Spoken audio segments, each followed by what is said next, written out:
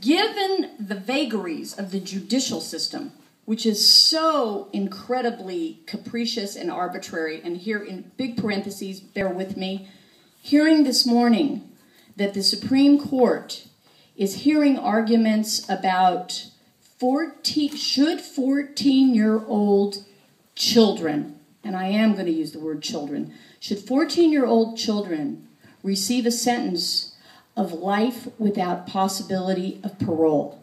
Now, the very fact that the Supreme Court needs to hear arguments about this is as absurd as the Republican attitude about contraception. You knew I was going to put that in here tonight, okay? Okay, so, given the arbitrariness and the capriciousness of the legal and the judicial system, even when you decide to leave a gang, how then do you live the rest of your life? With parole officers, with probation officers, with police officers, with judges who are waiting for you to fail. You are never an ex-felon. You're a felon. How do you live? And so I'm going to turn that question over to a braver and much more knowledgeable person than myself. You knew I was. Should I repeat the question?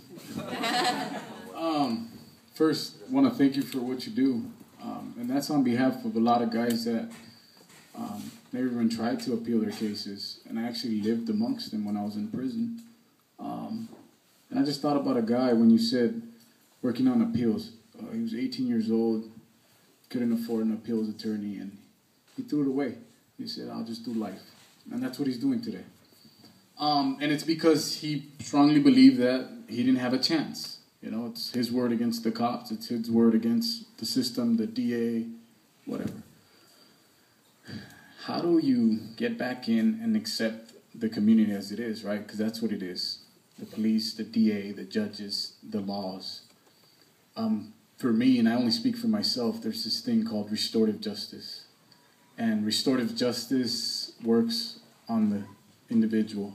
And for myself, I came to the understanding and taking responsibility for what part I had to do with the crime I committed. So same for this individual that's on this appeal. And when you're able to do that and recognize your part in whatever you did, whether it was sit in the car, show up, agree to get in the car, owning up that responsibility, saying I'm responsible for that much. And then everybody else is responsible for their own stuff. And given that they give the opportunity to come back out here, what this does is it shows you and it brings you to this humanity and says, I'm only responsible for what I did. And the police, the DA, they're responsible for their jobs. And it's not their fault for what I did. And when you're able to do that, you come back out here and I'm able to wave at the cops today and say, hey, they're doing their jobs. Now, if I do something wrong, then here it goes. Do I get that adrenaline every time I see them? Yes, I do. Does my heart start beating? Does you see that my arms go like this? Yes, they do. But it's about living those challenges day by day and saying, I'm okay. I'm not doing nothing wrong. Is there injustice? Yes, there is. Do they still get pulled over? Yes, you do. But if you stand firm in believing that, hey, I'm not doing anything, and as long as you know it in your heart, then you'll be okay. But a lot of men and women that are incarcerated or been incarcerated or in the communities, and they have this profile and say, they're the enemies and they're never going to get us. And da-da-da. So there's a bridge. That's why I say restoring justice. You restore a community when there's people in the middle, right? So it's like, here's Jorja. Her husband's a cop. Here's this gang member. Good friend of mine. Right? It's not about them and him and then me. No, it's about us. So when you're able to build that and say, hey, look, Will, it's not about you and us. It's about us right here. We're together in this. When they feel accepted, they don't worry about it.